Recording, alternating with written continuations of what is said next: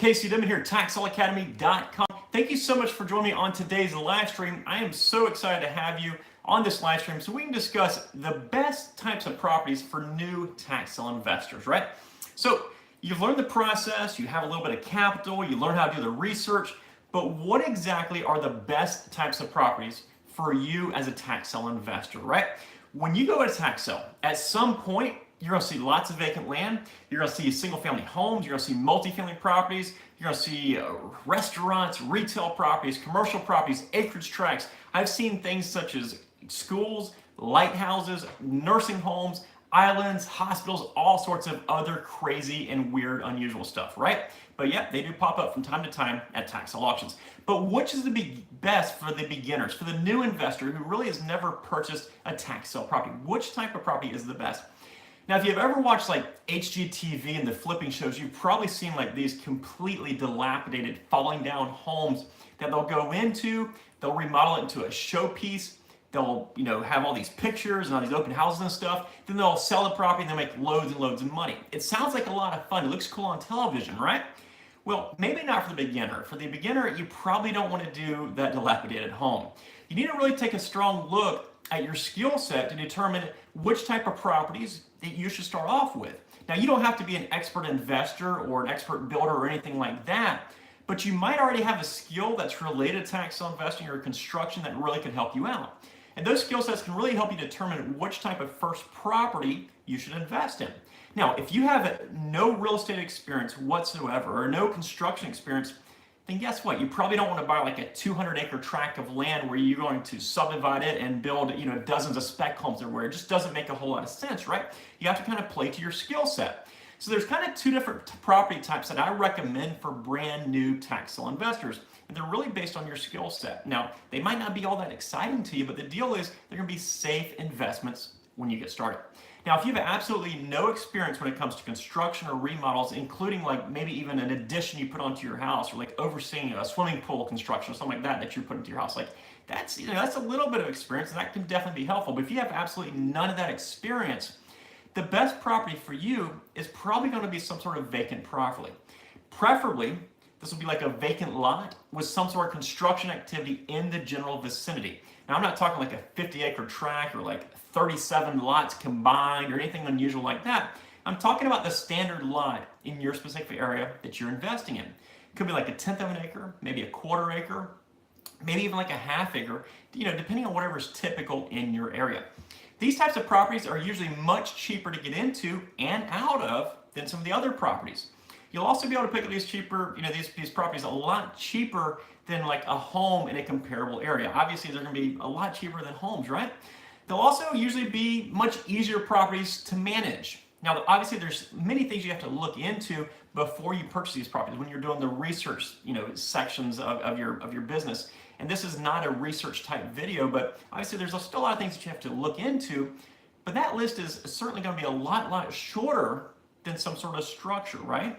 Now, you don't have to worry about like remodeling it, structural maintenance, structural insurance, vandalism, code violations, squatters. You don't have to worry about any of that stuff when it comes to a vacant property. So it's a little bit easier.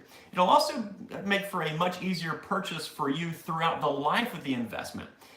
There won't be, or at least there shouldn't be, really any unknowns or any issues that pop up. When you're remodeling that house, for example, you might rip out a wall and realize all the studs are rotten or something like that. For the most part, land is land.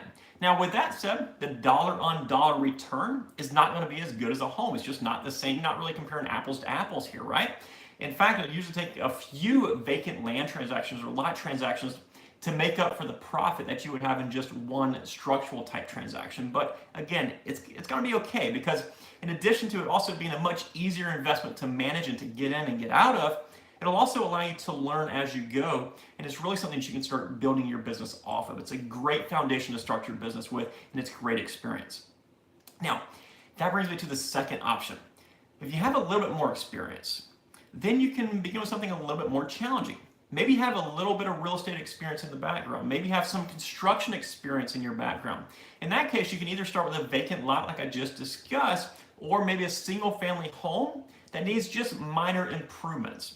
we're looking like for as minor improvements as possible. You don't have to go in and like gut something down to the studs and down to the foundation, because that's going to be a nightmare for you. It's a nightmare project for most investors, especially beginners. They just get so stressed out about it. It's time consuming, it's costly, and really it's very, very challenging no matter how much experience you have. There's always issues that you're going to run into.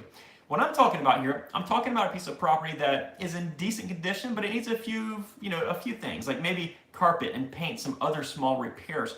The truth is, as a beginning investor, you want the easy one. You aren't going for the home run, or at least you should not be going for the home run on your first couple of deals, right? You want the easy transaction, because the truth is, for a beginner, that easy transaction will also generally become more and more challenging as they work their way through. That transaction or that house that you were just supposed to put carpet and paint in, there might be some other issues when you pull that carpet up. There's, every single flip that I've ever done, I run into unexpected issues. And when you're a beginner, you don't want to run into more unexpected issues than you had budgeted for and get stuck and install out in the middle of a project. Now, of course, the deal is that everybody wants the easy transaction. Everybody wants the easy house, the easy flip that they can get in, do a quick fix up, and then flip it, pocket that change, and move on, right? And the deal is that you just have to understand that going into the tax sale. Be patient with your search, and then the properties that you buy, be patient with those as well, right? If every single piece of property at the tax sale you're going to is a dilapidated, rundown house, then don't buy any structures. Just buy a lot, right? Don't bite off more than you can chew. Otherwise, it'll cost you a lot of time, a lot of money, and a lot of effort that most beginners don't realize. They might run out of time, money, and they might just get so exhausted they quit mid-project, and I have seen it happen for them, unfortunately.